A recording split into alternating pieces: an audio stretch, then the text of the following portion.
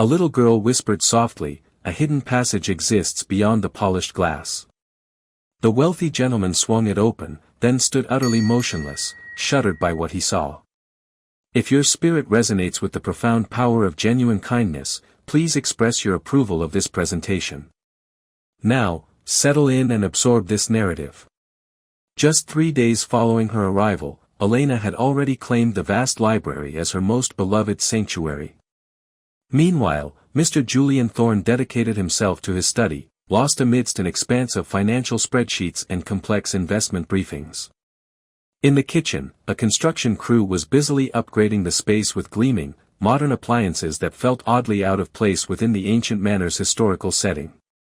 She would often find herself curled comfortably in the enormous leather armchair, completely absorbed in stories about valiant young ones brave enough to rescue the day. The chair was truly monumental, clearly constructed for an adult's imposing stature, yet Elena had discovered that by drawing her knees close and tucking herself into its deep corner, it transformed into an ideal hiding spot, a place where she could observe without ever being detected. Mrs. Evelyn Hayes swiftly became her instant favorite within the household. At 70 years of age, her movements possessed the quiet, careful grace of someone who had diligently protected precious things for many decades. Her silver hair was perpetually styled in an impeccable bun, a coiffure reminiscent of a gentler, earlier time, and her eyes held a profound warmth that, for the very first time Elena could remember, made her feel truly cherished and belonged. Unlike the countless social workers and temporary guardians who had moved through Elena's young life with a detached, almost clinical kindness, Mrs. Hayes looked at her as though her presence genuinely mattered, as though her thoughts and feelings were profoundly worth listening to. "The Thorne lineage has resided in this very mansion for over a century," Mrs. Hayes explained, meticulously wiping dust from the towering looking glass that dominated the library's furthest wall. Her actions were deliberate, almost reverent, much like someone tending to a sacred relic. "Your new guardian's great-great-grandfather commissioned this particular room specifically to house his extensive collection of books. He was quite the scholar, from what I gather, utterly devoted to acquiring rare first editions and ancient manuscripts. Some of these treasured volumes haven't been opened in countless years." The looking glass itself was quite extraordinary, standing nearly 8 feet tall and framed in intricately carved mahogany depicting elaborate scenes of graceful birds and delicate blossoms. Elena had been utterly captivated by it since her very first day in the library, by the way it seemed to silently observe everything transpiring within the room, not merely reflecting images but somehow capturing the very soul of the space. Occasionally, when the afternoon light struck it just right, she could almost swear she perceived subtle, fleeting movements within its depths that didn't quite match the actual shadows cast in the room. Elena was only vaguely attending to Mrs. Hayes's lengthy historical lecture. Her mind was engrossed in a private game of hide and seek, mentally mapping potential swift escape routes should she ever need to vanish without a trace. This was a long-ingrained habit from her time spent in the orphanage, where knowing the quick ways out sometimes marked the critical difference between safety and severe trouble. The heavy drapes that hung elegantly beside the tall windows, the empty space behind the antique globe resting on its dedicated pedestal, the narrow crevice nestled between 2 imposing bookcases that seemed perfectly tailored for someone of her exact height. It was at that precise moment she detected a distinct click, a soft, almost imperceptible mechanical sound that appeared to emanate from within the very wall itself, from behind the large reflective surface. Elena's head snapped up abruptly, her playful diversion instantly forgotten. Mrs. Hayes continued to expound upon the beauty of leather-bound first editions and the vital importance of proper book preservation, but Elena's entire focus had narrowed to that solitary point behind the looking glass. Her senses sharpened suddenly, a keen alertness born from countless moments of past uncertainty. Click, it sounded again, deliberate, purposeful, like a lock disengaging or a latch releasing. Not the random groans and creaks that ancient dwellings typically produced, but something intentional, strongly hinting at concealed mechanisms and secret intentions. Elena gracefully slipped from her chair and approached the looking glass, her bare feet making no sound upon the intricate Persian rug. Her reflection appeared small and somewhat hesitant against the ornate frame, her light brown curls catching the afternoon sunlight that streamed through the tall windows, yet her eyes shone brightly with a curious intensity and something more, a burgeoning certainty that she was on the cusp of uncovering something truly significant. She pressed her ear to the cool, unyielding surface of the glass, then to the adjacent wall where the sound seemed to originate. Click, click, the sounds undeniably issued from behind the wall, a rhythmic, intentional pattern. Elena's heart began to race with a blend of intense excitement and a touch of stark apprehension. In her brief experience, things kept hidden were usually concealed for significant reasons. "Mrs. Hayes," Elena whispered, reluctant to disrupt the peculiar atmosphere, fearful that speaking too loudly might cause the sound to cease. "Yes, dear. Can mirrors conceal hidden entrances behind them?" The elderly woman's complexion instantly paled, all color draining from her cheeks as if Elena had uttered something profoundly disturbing. The polishing cloth slipped from her grasp and fluttered to the floor like an injured bird. "What did you say?" "I heard clicking, like a door opening and closing, or perhaps a lock." Mrs. Hayes carefully placed her cleaning supplies down with trembling hands, her movements suddenly uncertain. "Elena, I believe you should." "Elena." Mr. Julian Thorne's voice boomed from the doorway, piercing the afternoon quiet like a sudden clap of thunder. He had clearly been running, his usual perfect composure finally fractured, his typically immaculate appearance disheveled. His tie was askew, and an expression Elena had never witnessed before, genuine panic, gleamed in his eyes. "What are you doing?" "There's something beyond the looking glass," Elena stated, her voice small but firm, carrying the unwavering conviction of someone who had learned to trust her own instincts above all else. "I detected clicking." Mr. Thorne looked at Mrs. Hayes, who nodded slowly, her face etched with gravity. "She is correct, Mr. Thorne. The child possesses acute hearing." For a prolonged moment, no one moved. The library felt suspended in time, dust motes frozen in the afternoon light, the very air holding its breath. Then Mr. Thorne slowly advanced towards the looking glass, his usual businessman's confidence replaced by something Elena had never before encountered, unadulterated fear mingled with a chilling sense of recognition. "Assist me in moving this," he murmured quietly, his voice barely above a whisper. Together, he and Mrs. Hayes meticulously lifted the ponderous looking glass away from the wall.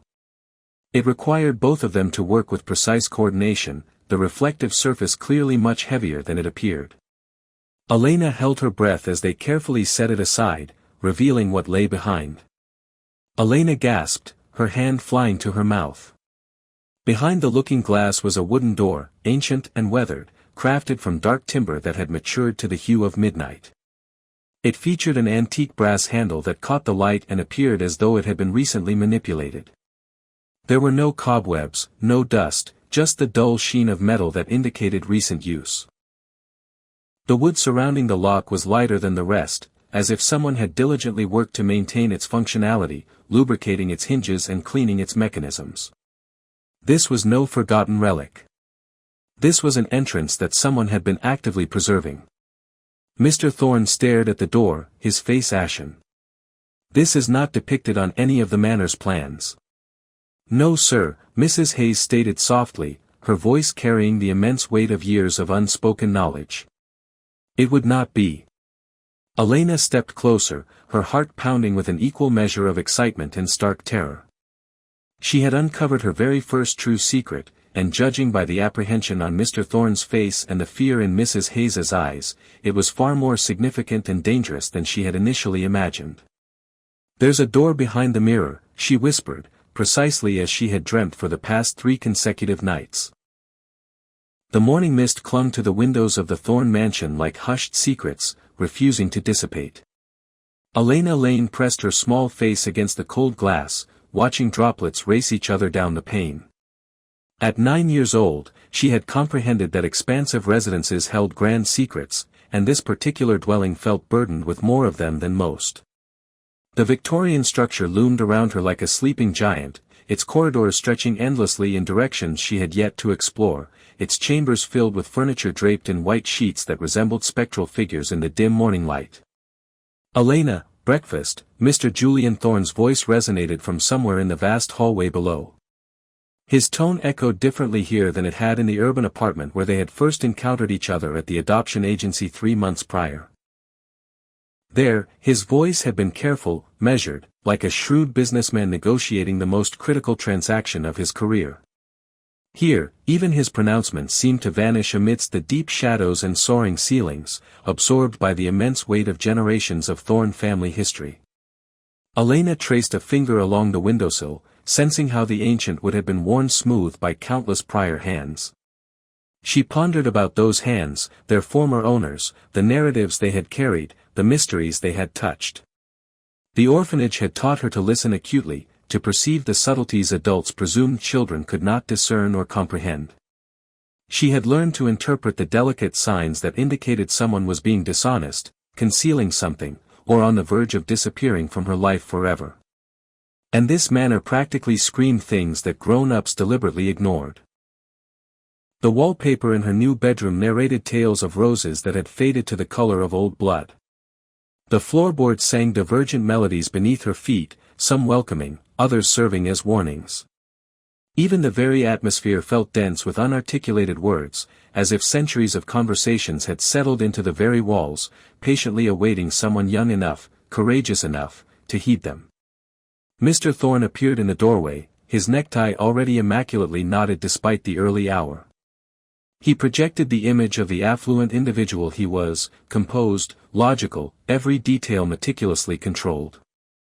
His dark hair was beginning to silver at the temples in a manner that bestowed upon him an air of distinction rather than age, and his tailored suits always fit him flawlessly, as though even his attire understood its precise place in his rigorously ordered existence. However, Elena had begun to notice the subtle softening in his gaze whenever he looked at her, as if he remained astonished to find her there, still uncertain whether their peculiar new arrangement would genuinely endure. "You'll undoubtedly adore the library," he stated, adjusting his cufflinks with the identical precise gestures he performed each morning. "Mrs. Hayes has been organizing it for weeks. She is eager to unveil the antique books to you. Some of them are first editions, valued at more than most individuals earn in a year." Elena nodded, but her attention had already drifted to the sounds the manor emitted when it believed no one was listening. Creaks that did not correspond to footsteps, whispers that could not quite be attributed to the wind, the settling noises that old houses commonly produced but which here seemed somehow more deliberate, more intentional. And something else, something that caused her skin to prickle with the very same sensation she had experienced just before the fire alarm sounded at the orphanage last year, that premonition that something was amiss even when everyone else appeared perfectly serene.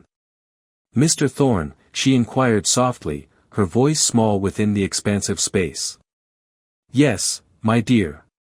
The term of endearment still felt novel on his tongue, and Elena could perceive him testing it out, assessing whether it suited him. At the adoption agency, he had addressed her as Elena, then Ms. Lane, with a formal politeness. Now, he was attempting the language of fatherhood, one cautious word at a time. "Do residences possess memories?" He paused, his hand freezing on his briefcase handle for a fleeting moment. His carefully constructed composure momentarily fractured, and Elena observed something fleetingly cross his face, uncertainty, perhaps even apprehension. It marked the inaugural occasion she had witnessed him appear genuinely unsure of himself, and it caused a chilling sensation to settle within her stomach. "What prompts such a question, darling? This one feels as though it is attempting to communicate with me, as though it has patiently awaited a listener for a considerable duration." The hidden entrance remained unopened for 2 full days. Mr. Thorne had contacted his legal counsel, his construction supervisor, even the local historical society, yet no one could account for the presence of an undocumented doorway within his personal library. He had taken to pacing the corridors at night, and Elena could discern his footsteps from her sleeping quarters, a restless cadence that conveyed a man grappling with insoluble inquiries. Throughout the daylight hours, he plunged himself into his professional endeavors with even greater intensity than usual. Elena would observe him through the slight gap in his study door, surrounded by architectural schematics and legal documents, his telephone pressed to his ear as he articulated rapid, concise sentences to individuals incapable of furnishing him with the requisite answers. She could discern the tension in his shoulders, the clenching of his jaw when he believed no one was observing. This was an individual accustomed to exercising absolute authority over every minute detail of his existence, and the hidden entryway had shattered that illusion of complete command. She was becoming adept at truly listening, the skill her time within the foster care system had acutely imparted. The manor possessed an abundance of voices once one discerned how to perceive them. The tall clock in the primary hallway that chimed a full minute prematurely, as if eager to mark the passage of time. The floorboard in the upper corridor that emitted a distinct squeak whenever anyone heavier than Elena traversed it, strategically positioned just outside Mr. Thorne's private chambers, akin to an early warning system. The heating units that clanked and hissed, conducting their own mysterious exchanges throughout the nocturnal hours. And now, the faint sounds of someone moving about downstairs when everyone was ostensibly slumbering. Elena had learned to differentiate between the normal settling noises of an old house and the deliberate footfalls of an individual seeking to avoid detection. These were meticulous movements, measured and purposeful, executed by someone intimately familiar with the residence, capable of avoiding the creaking sections, who understood precisely which portals would groan and which would yield silently. On a recent Thursday evening, Elena was assisting Mrs. Evelyn Hayes in the culinary space, preparing the evening meal, when Miss Serena Vance arrived. She possessed a beauty that evoked images of cinematic stars, a perfection that seemed almost manufactured. Her flaxen hair cascaded in impeccably straight lines to her shoulders, never appearing to stray from its place, even in a breeze. Her attire exuded opulence, even to a 9-year-old who had learned to distinguish between genuine quality and mere pretense, and her smile appeared almost artificial, an expression that never quite reached her eyes. "Julian," Miss Vance called out as she swept into the kitchen, her high heels clicking against the tiles in a staccato rhythm that somehow managed to sound simultaneously confident and predatory. "I trust you do not object to my impromptu visit. I desired to inspect the progress on the upper levels." Elena observed as Mr. Thorne's entire demeanor transformed the instant Ms. Vance entered the room. His shoulders relaxed, and that carefully constructed business smile spread across his countenance, the identical expression he adopted during crucial telephone conversations and client consultations. In Ms. Vance's presence, he seemed to attempt to embody an entirely different persona, someone more engaging and carefree than the serious, methodical man Elena was coming to understand. "Of course, permit me to display what the crew completed today." They vanished upstairs, leaving Elena with Mrs. Hayes, who was stirring soup with considerably more vigor than the task truly necessitated. The elderly woman's lips were pressed into a thin line of disapproval, and Elena could sense waves of tension emanating from her typically composed presence. "She frequently visits," Elena remarked, cautiously probing. "Excessively so," Mrs. Hayes murmured under her breath, then quickly corrected herself. "I mean, she is exceedingly devoted to her professional duties." Elena was poised to inquire further when Ms. Vance's voice drifted down from the upper floor. She was engaged in a telephone conversation and evidently believed she was entirely alone, beyond earshot of the kitchen, but Elena had been trained to pay close attention to conversations adults did not anticipate children would overhear, and the manor's acoustics conveyed sound in unexpected ways. "Merely a few more nights," Ms. Vance was stating, her voice now altered, sharper, more focused, stripped of the warm professionalism she had exhibited in Mr. Thorne's presence. "The secure vault will be yours by week's end, I guarantee it." Elena's stomach plummeted like a stone. She glanced at Mrs. Hayes, who had become utterly motionless, her wooden spoon suspended mid-stir. "I am proceeding cautiously," Ms. Vance continued, her voice gaining confidence. "He places complete trust in me. The extensive refurbishment grants me unimpeded access to every chamber within the residence. The child is the sole unpredictable element, but she is merely a child. No one pays attention to orphans anyway, they are too damaged, too desperate for recognition to be deemed credible." The word struck Elena like icy water, each syllable a familiar wound reopening. "No one pays attention to orphans. She had encountered variations of that sentiment previously, expressed in different words, in different environments. Social workers who dismissed her apprehensions regarding foster families, educators who presumed her difficulties were emotional rather than substantive, adults who believed children's voices held no import, especially the voices of children originating from fractured circumstances. Yet, hearing it from Miss Vance, uttered with such casual cruelty, caused Elena's hands to tremble with a fusion of indignation and resolute determination. She might be merely a child, and she might be an orphan, but she had cultivated the ability to perceive details adults overlooked, and at this precise moment, she was discerning something profoundly significant indeed.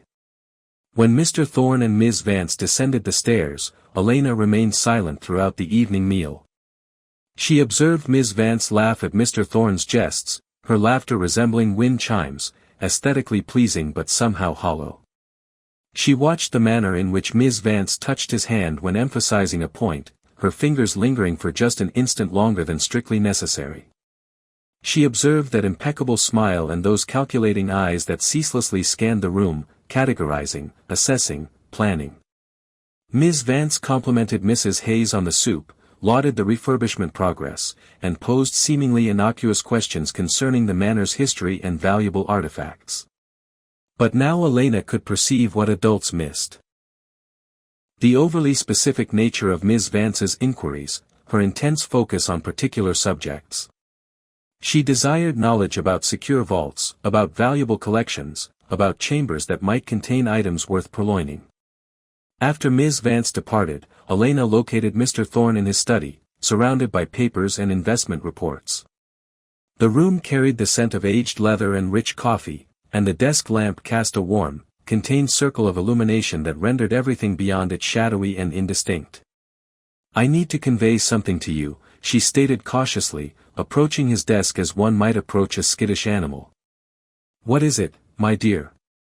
He looked up from his documents, his expression patient but somewhat preoccupied, his mind evidently still engrossed in professional matters.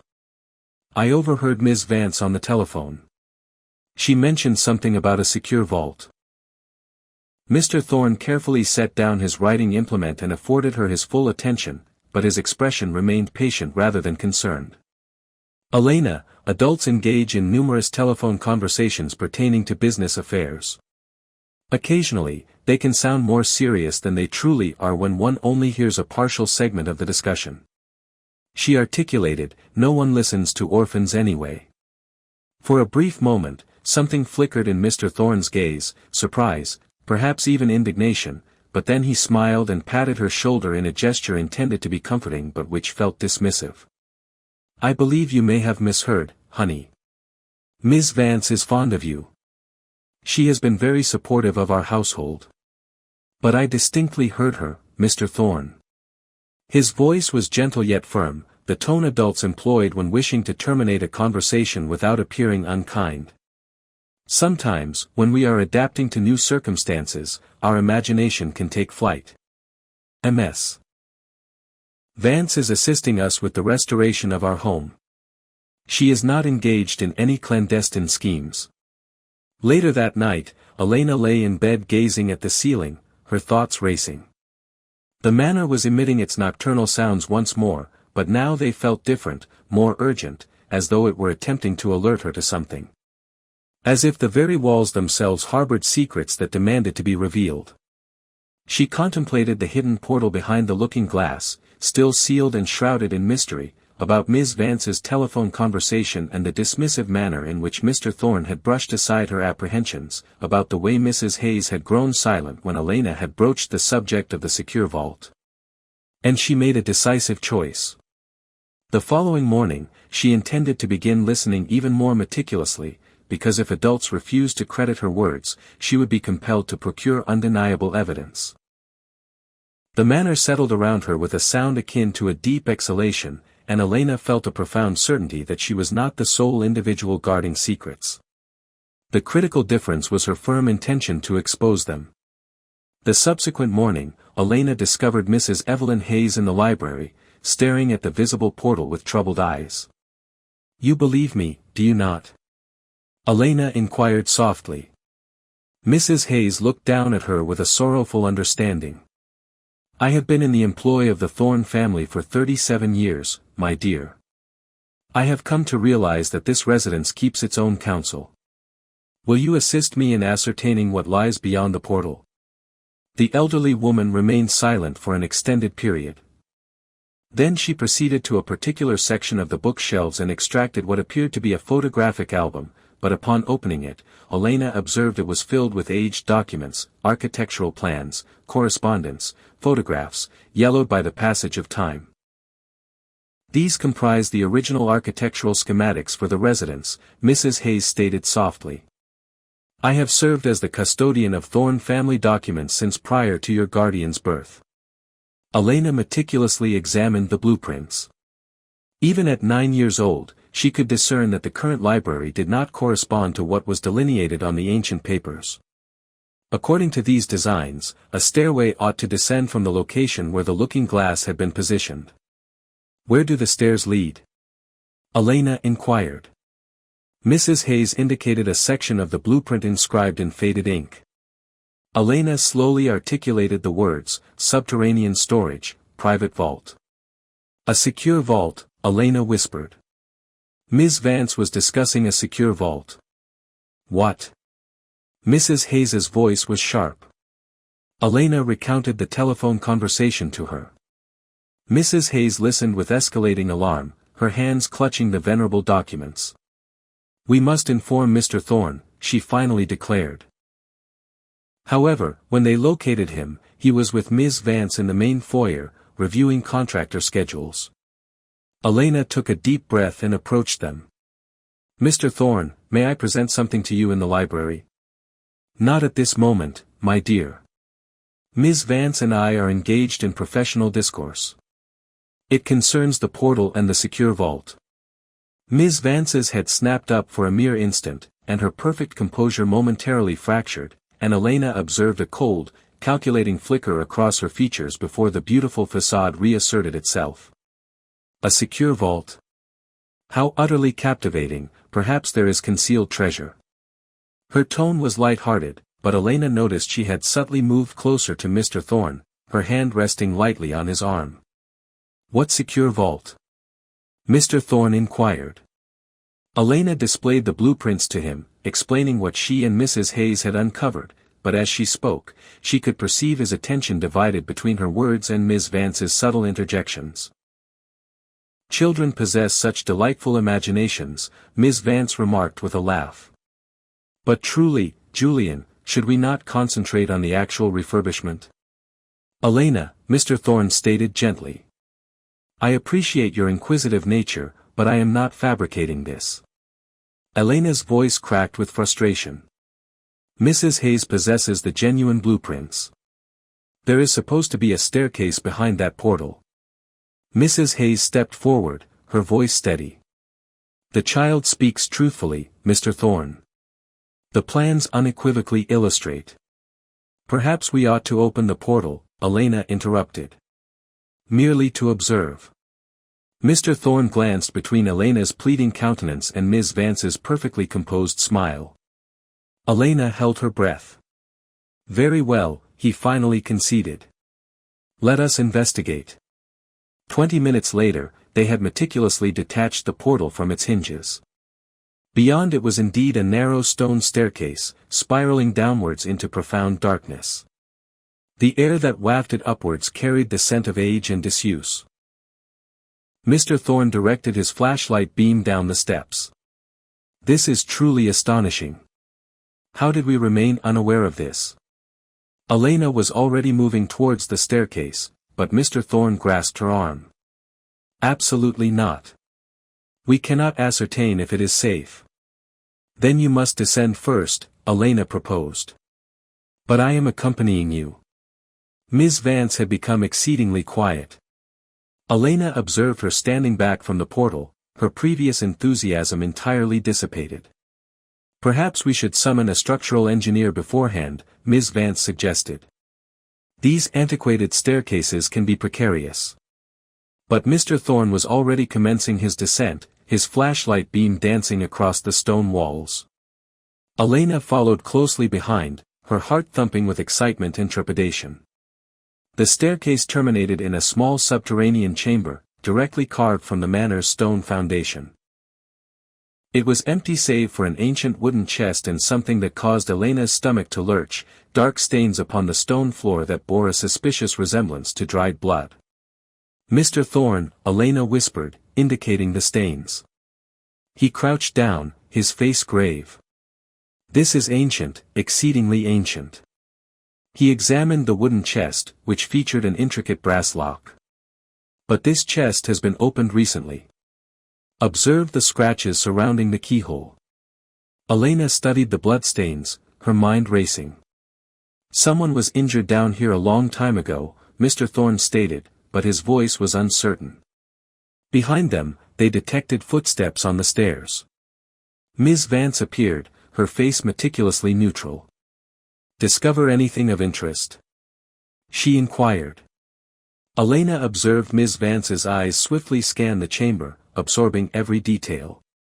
When her gaze alighted upon the chest, Elena recognized something she had witnessed during her orphanage days, the look of an individual devising illicit plans. "We should likely reseal this," Ms. Vance quickly suggested, "for safety purposes." But Elena was no longer heeding the adults. She was listening to the manor, and the manor was practically screaming at her to pay attention. There was more present here than mere blood and an empty chest. There was a narrative awaiting its telling, and she was determined to be its narrator. Every venerable dwelling harbors tales within its very foundations, yet sometimes those narratives serve as ominous warnings, patiently awaiting a courageous spirit to decipher them. For 3 days subsequent to the discovery of the subterranean chamber, Elena vigilantly observed and waited, with the profound patience of one who had learned that survival often hinged upon impeccable timing. She noted Ms. Vance's consistent pretexts for visiting daily, invariably involving some architectural minutiae to discuss with Mr. Thorne, always another justification to traverse the manor and scrutinize its contents. She observed how Ms. Vance's gaze lingered particularly on the library, especially the vicinity around the sealed portal, with the calculating scrutiny of an individual conducting an inventory. And she noticed how each time Elena attempted to broach the subject of the subterranean chamber or the unusual telephone conversation, Mr. Thorne appeared distracted, his attention diverted by urgent business calls or Ms. Vance's impeccably timed interjections. The pattern was becoming conspicuously clear to Elena in a manner that evidently eluded the surrounding adults. Ms. Vance was meticulously mapping the residence, learning its rhythms, precisely determining the movements of its occupants.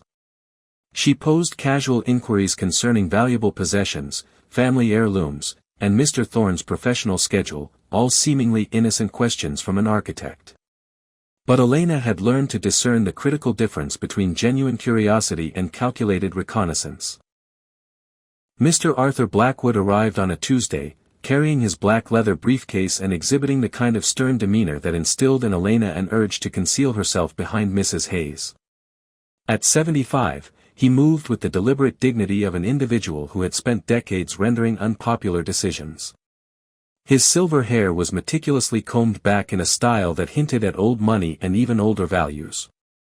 His suits were invariably impeccably pressed, his footwear always polished to a gleaming sheen, and his manner suggested he considered most contemporary developments to be disappointing deviations from proper tradition. "Thorne," he stated without preamble as he entered the study, placing his briefcase down with the kind of deliberate precision that rendered his every action a formal declaration. "We must discuss this archaeological endeavor of yours." Elena was ostensibly in the kitchen assisting Mrs. Hayes with luncheon preparations, but she had strategically positioned herself at the perfect vantage point to overhear every word through the partially open door. She had learned that adults frequently divulged their true sentiments when they believed children were not listening. "It is not an archaeological endeavor, Arthur, it is my residence, and I discovered a chamber not accounted for on any official schematics." Mr. Thorne's voice carried the edge of a man weary of self-justification. "Precisely my point." Mr. Blackwood's tone was akin to that of a professor admonishing a particularly dull student. "Some elements are deliberately excluded from official blueprints for valid reasons, familial reasons, private reasons, reasons that do not concern governmental oversight. Elena crept closer to the doorway, her bare feet silent on the Persian runner adorning the hallway.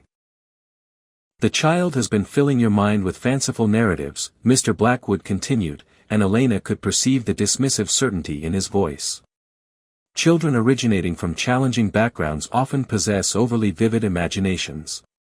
They perceive drama where none truly exists because drama has been an omnipresent factor in their lives.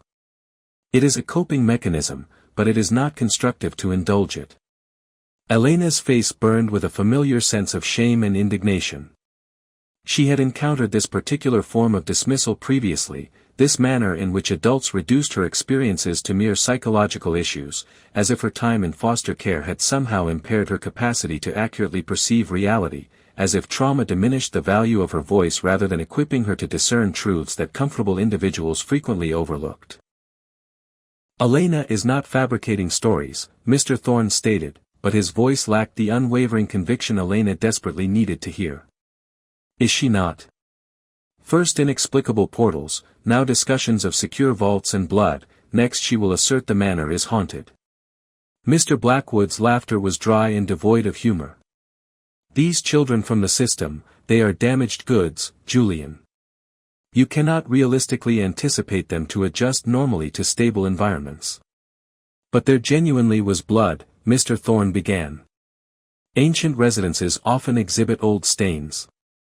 Water damage, rust, iron oxide from antiquated plumbing, any number of perfectly mundane explanations. You are permitting the fantasies of an unstable child to unduly influence your perception of reality. Elena had heard quite enough. She strode into the study, her small frame vibrating with a potent blend of anger and resolute determination. Her hands were clenched into tight fists at her sides. I am not inventing anything, she declared, her voice steady despite her accelerated heart rate and the humiliation burning in her cheeks. And I overheard Ms. Vance on the telephone. She stated something about a secure vault becoming hers by the close of the week. Mr. Blackwood's eyebrows shot upwards in an expression of theatrical outrage. Young lady, it is highly inappropriate to eavesdrop on adult discussions, and it is even more improper to disseminate malicious fabrications about individuals who are genuinely attempting to assist your household. I was not disseminating fabrications. I was conveying the truth. Elena, Mr. Thorne stated gently, his voice conveying that specific tone of adult forbearance that Elena was learning to detest. Adults sometimes discuss professional matters in ways that can sound perplexing to children. Context is paramount. She declared, no one listens to orphans anyway. The chamber fell into complete silence. Elena observed the faces of both gentlemen, noted Mr. Blackwood's lips tighten with disapproval and a fleeting, uncomfortable flicker across Mr. Thorne's expression, the first tangible crack in his dismissive certainty.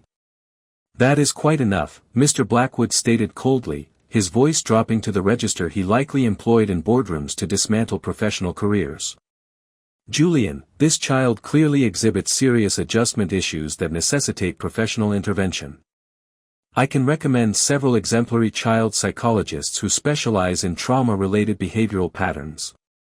She has endured a great deal, Mr. Thorne stated quietly, but Elena could perceive him wavering, could sense him beginning to ponder whether the experts might indeed be correct concerning damaged children and their unreliable perceptions. All the more reason to seek appropriate assistance rather than indulging these elaborate delusions. The child is undeniably acting out, fabricating drama to solicit attention. It is a textbook manifestation of behavior in children who have experienced abandonment. Elena felt tears prick at her eyes, but she steadfastly refused to allow them to fall. She had long ago learned that weeping only served to convince adults of her instability, her emotionality, her unreliability. Fine, do not believe me, but when your secure vault is pilfered, remember that a child attempted to warn you. She pivoted and fled from the chamber, Mr. Blackwood's voice pursuing her like an anathema. This is precisely my point.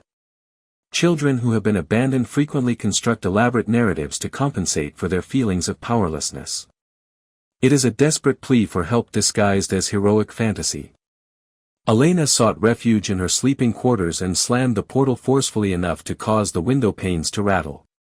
She threw herself onto her bed, finally permitting the tears to flow in great, indignant sobs.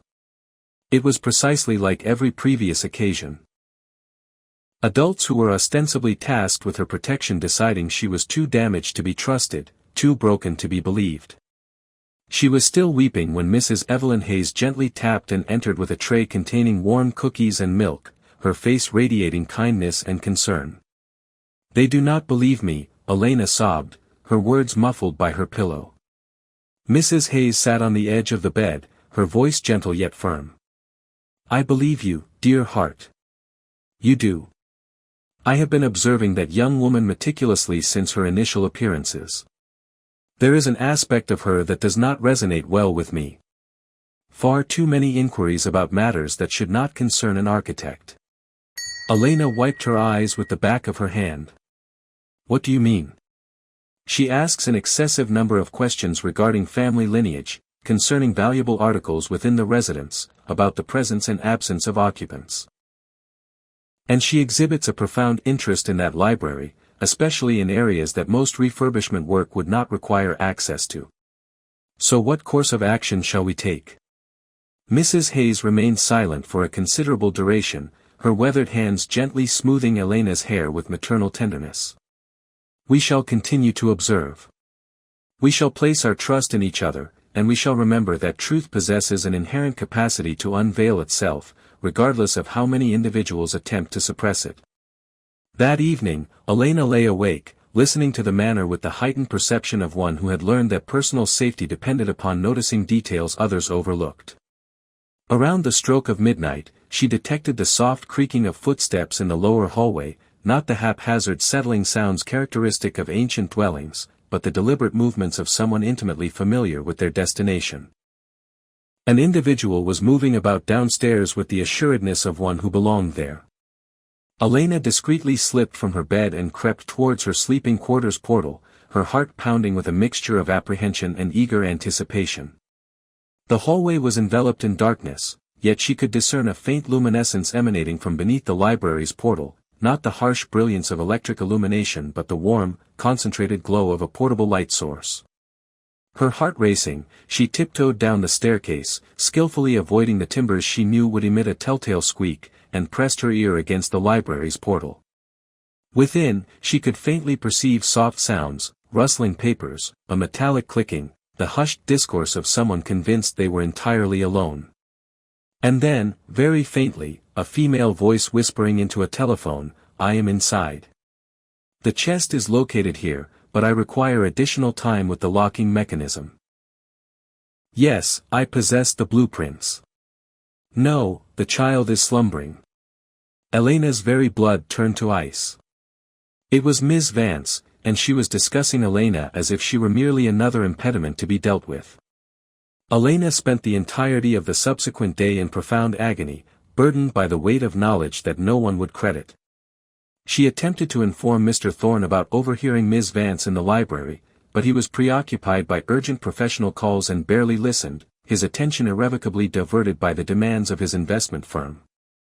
When she informed Mrs. Hayes, the elderly woman grew exceedingly distressed but insisted that concrete proof was indispensable before leveling serious accusations against an individual of Miss Vance's professional stature and personal rapport with Mr. Thorne. "No one will credit our assertions without tangible evidence," Mrs. Hayes stated softly, her voice heavy with the sagacity of one who had seen how power and privilege could shield individuals from accountability. "Not after yesterday's events. Mr. Arthur Blackwood exerts significant influence over your guardian, and he has already sown seeds of doubt concerning your credibility." The stark reality of her predicament was becoming painfully clear to Elena in a manner that caused her stomach to twist with anxiety. She was a 9-year-old orphan with no corroborating evidence save her own testimony, confronting a beautiful, accomplished woman who had meticulously cultivated Mr. Thorne's trust and affection. In any contest of credibility Elena would face certain defeat before even commencing. That afternoon, Mr. Thorne introduced Elena to Leo, the young technology specialist he had engaged to upgrade the residence's security apparatus. He was a cheerful young man in his 20s with kind eyes framed by wire-rimmed spectacles and a remarkably approachable demeanor that instantly instilled trust in Elena. Unlike the other adults in her life, he did not condescend to her nor treat her inquiries as mere annoyances. Elena has been experiencing some apprehensions concerning unfamiliar individuals within the residence, Mr. Thorne explained, clearly attempting to assuage her worries in what he believed was an appropriate manner. I surmised that enhanced security might alleviate her sense of vulnerability. Elena recognized this as Mr. Thorne's endeavor to address what he perceived as her psychological difficulties through technological means, but she resolved to maximize the opportunity. Leo appeared genuinely committed to ensuring her sense of security, and she sensed that he might genuinely heed her concerns. As he diligently worked, installing motion sensors and updating electronic locking mechanisms throughout the manor, he elucidated his procedures in terms Elena could readily comprehend. I am constructing a comprehensive security network, he stated, displaying to Elena a tablet that depicted various rooms within the residence as a series of interconnected diagrams. This system will monitor any anomalous activity, track the ingress and egress of individuals in each chamber, and alert us to anything that appears out of place. Can it detect mobile devices? Elena inquired, a nascent idea forming in her mind. Mobile devices? Certainly. If they are connected to networks or Bluetooth-enabled apparatuses, the system can identify any electronic gadget actively transmitting signals. Leo's expression shifted to one of curiosity regarding her question. Why do you ask? Elena glanced around to ascertain their solitude, then elected to undertake a calculated risk. Could you examine the library for any devices that ought not to be present? Leo appeared perplexed, yet seemed amenable to indulging her. He accessed a different interface on his tablet, one that displayed electronic signatures and signal patterns.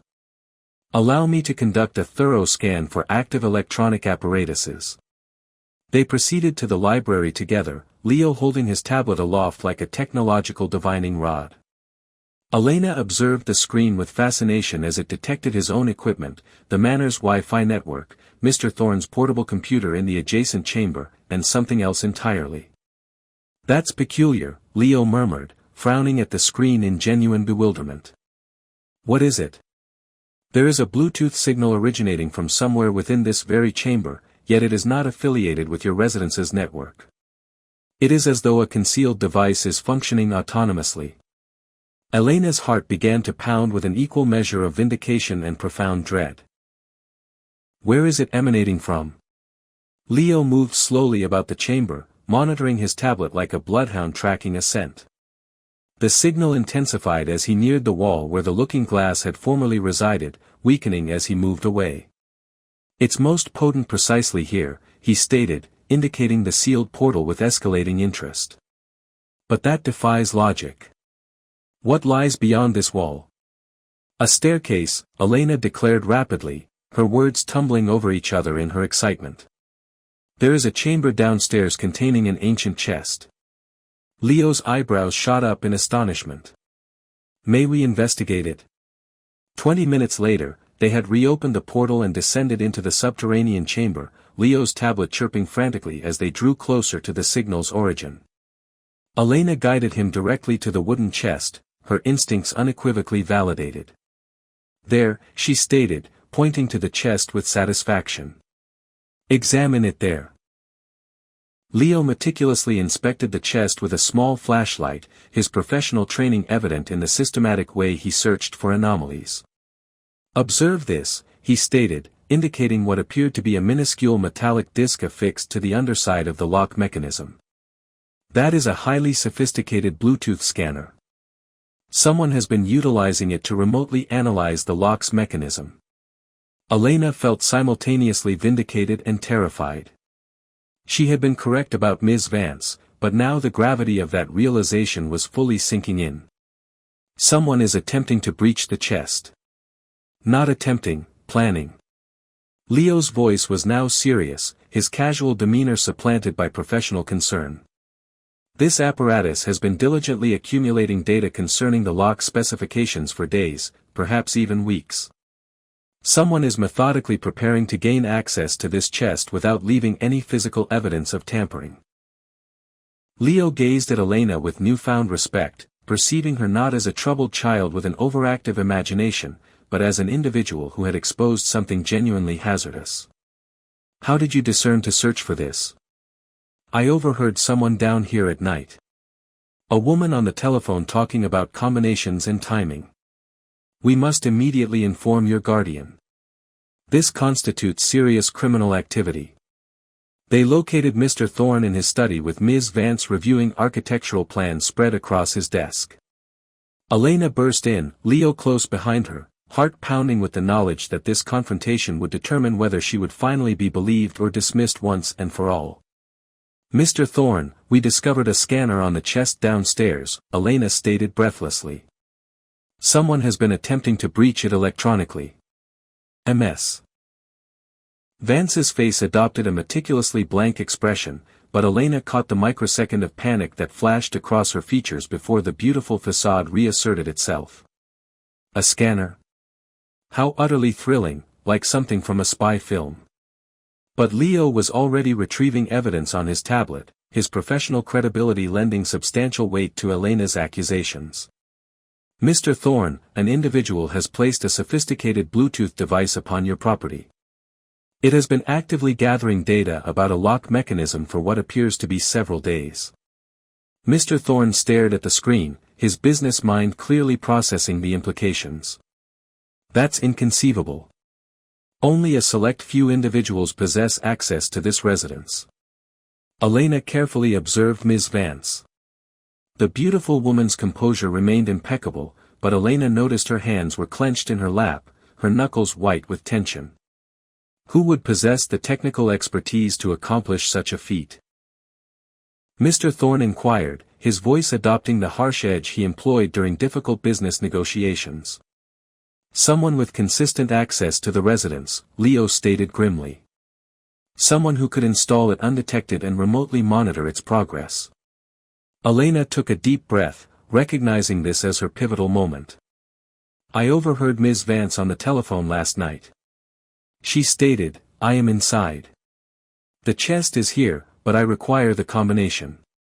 The chamber fell into absolute silence. Ms. Vance's perfect smile froze like ice.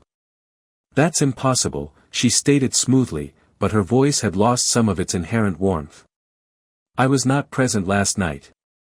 "Yes, you were," Elena asserted, her voice steady despite her pounding heart.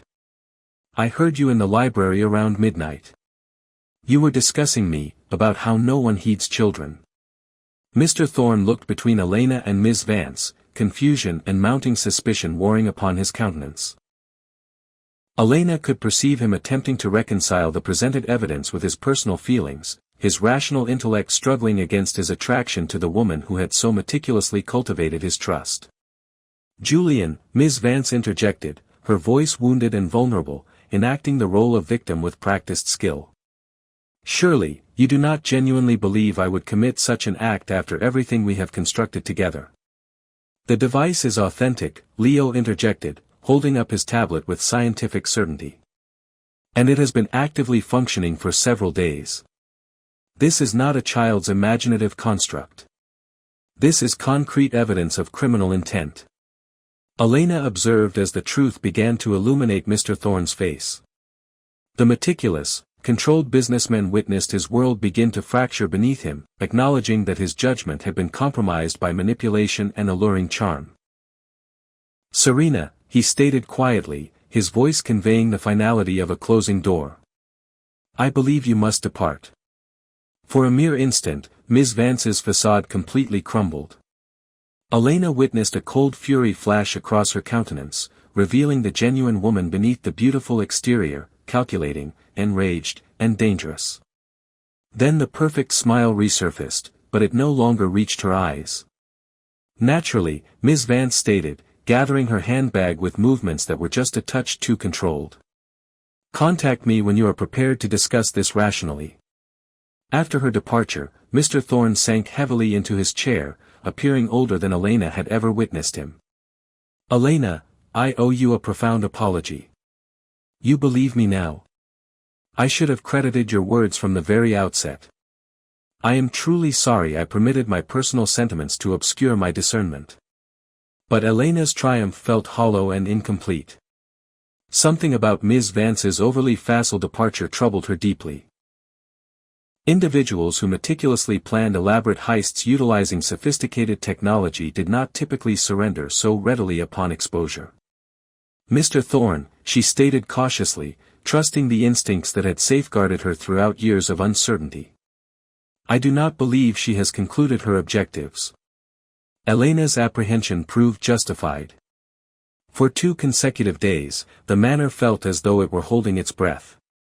Mr. Thorne had altered the security codes and requested Leo to monitor all electronic activity, but Elena could not shake the unsettling conviction that Ms. Vance had not yet finished.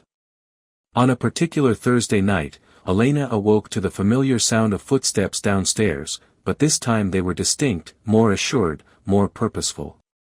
She crept to her window and peered down at the driveway. Ms. Vance's vehicle was parked within the shadows beyond the main entrance, almost entirely concealed by the surrounding foliage. Elena's stomach plummeted. Ms. Vance had returned, and she was exercising far greater caution to remain unseen, moving as quietly as humanly possible. Elena slipped out of her room and descended the hallway. She could discern sounds emanating from the library, not the careful whispers from before, but the confident movements of someone who had decided to abandon clandestine behavior. Elena positioned herself at the top of the staircase where she possessed a clear view into the library. Ms. Vance was present, attired in dark clothing, manipulating some form of electronic apparatus at the hidden portal. As Elena watched, Ms. Vance descended into the subterranean chamber. A few moments later, Elena heard a series of electronic beeps, followed by the unmistakable sound of metal clicking against metal. The chest was being opened. Elena rushed to Mr. Thorne's room and roused him forcefully. She has returned, Elena whispered urgently. Ms. Vance is in the subterranean chamber at this very moment. Mr. Thorne was instantly alert. Are you absolutely certain? I observed her vehicle. I heard the chest opening. Mr. Thorne seized his mobile device and telephoned law enforcement, then Leo. We must apprehend her in the very act, he stated grimly. They cautiously descended the stairs together, Mr. Thorne carrying a flashlight. The library stood empty, but the portal to the subterranean chamber lay ajar. Voices drifted upwards from below. Ms. Vance on her mobile device once more, but now she sounded triumphant. I possess it, the entire collection, correspondence, photographs, and something else. It appears to be a confession of some nature. This is far more valuable than we anticipated. Mr. Thorne commenced his descent down the stairs, Elena close behind. They could discern Ms. Vance's flashlight beam playing across ancient documents. She was carefully placing them into a small metallic case. Serena, Mr. Thorne stated, his voice hardened. She whirled around, her beautiful countenance contorted with fury and desperation. Julian, and the diminutive spy. She glared at Elena with unadulterated hatred. You simply could not leave it unmolested, could you? What are you attempting to purloin? Elena inquired, surprised by her own audaciousness. Ms. Vance laughed bitterly. Purloin. These relics have been languishing down here for decades. Your esteemed Thorne family never even acknowledged their existence. How did you ascertain its whereabouts? Mr. Thorne demanded. My great-grandfather labored on this residence in 1924.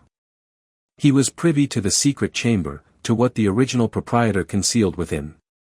Ms. Vance's eyes were wild now.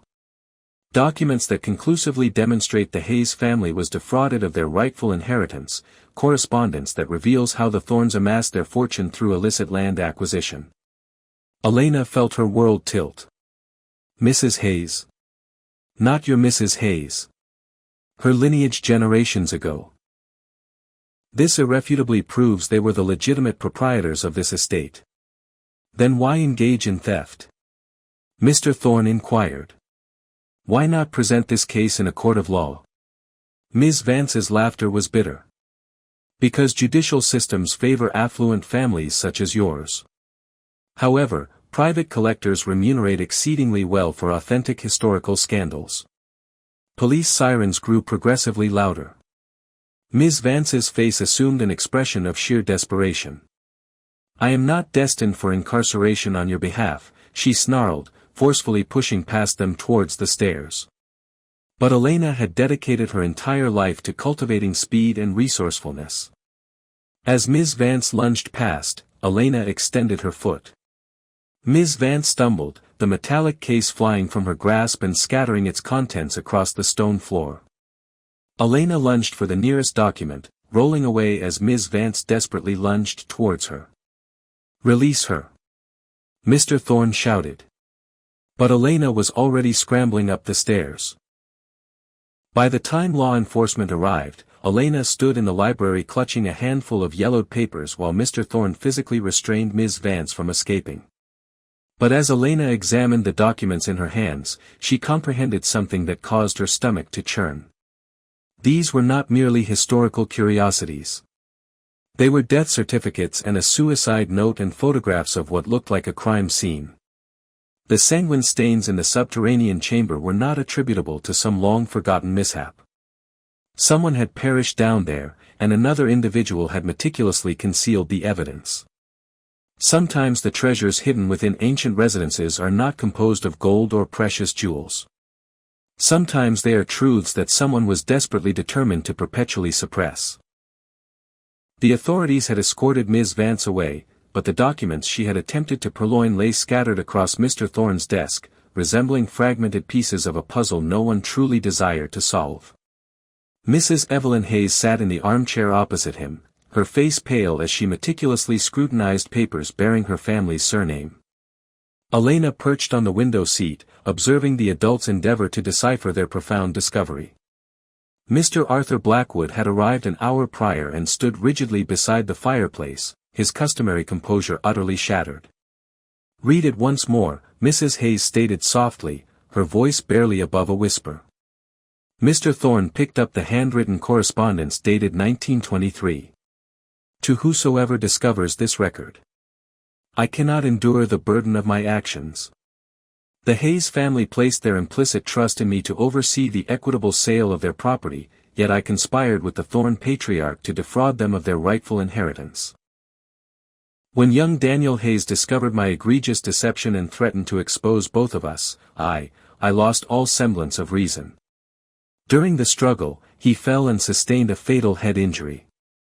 By the time I comprehended his demise, Thorne had convinced me that our sole recourse was to conceal the appalling truth.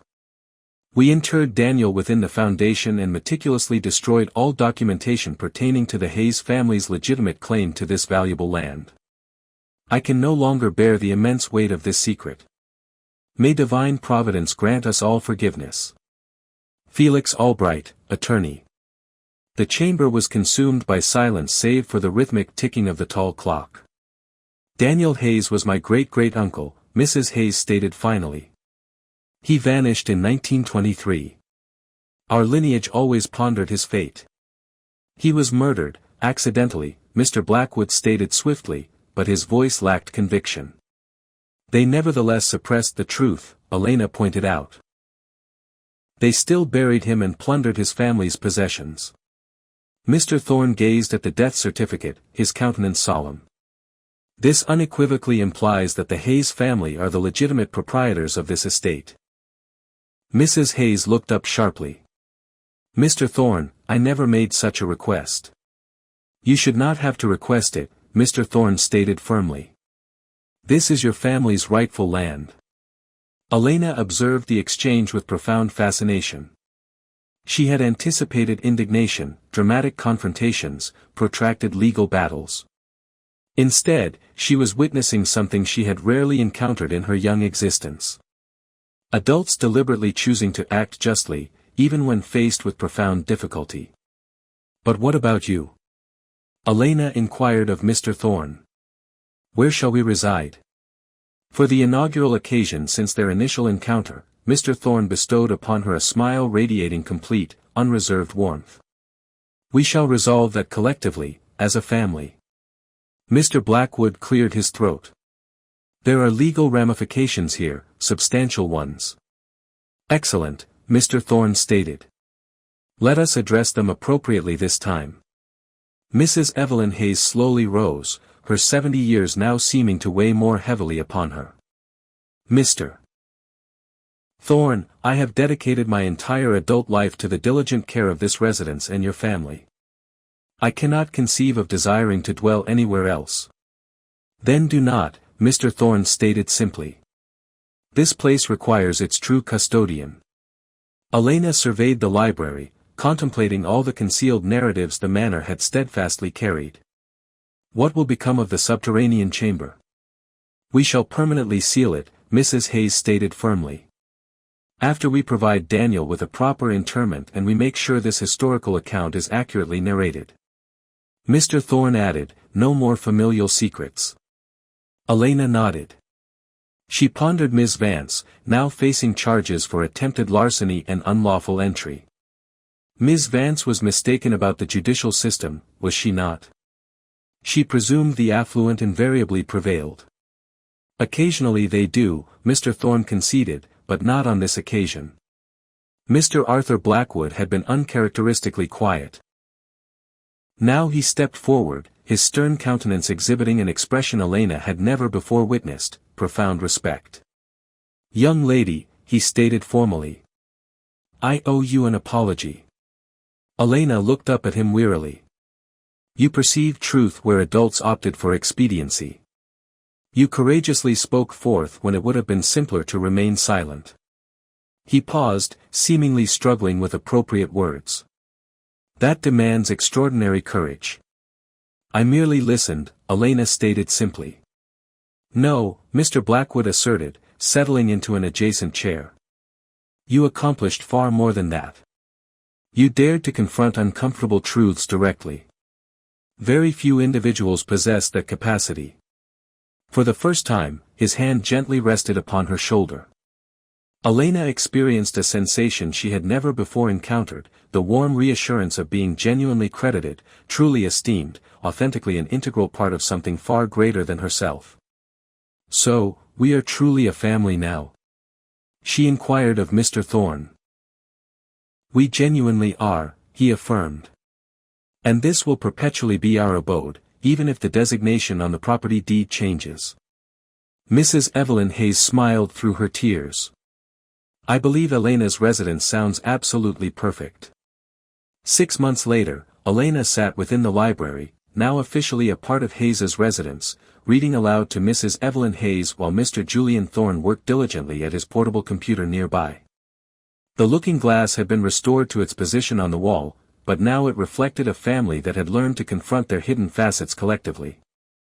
Daniel Hayes had been accorded a proper burial in the town cemetery with a headstone that accurately recounted the truth concerning his life and demise. The subterranean chamber had been sealed permanently, but not before historians had meticulously documented every discovery made within its confines. The narrative had garnered national attention. Child uncovers century-old cover-up, millionaire returns stolen property.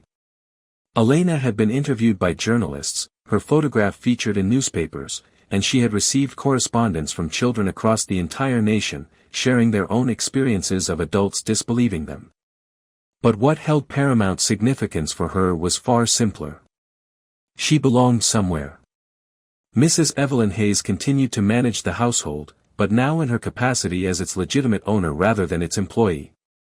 Mr. Julian Thorne had acquired a smaller property in the vicinity and apportioned his time between overseeing his professional ventures and learning the art of genuine fatherhood.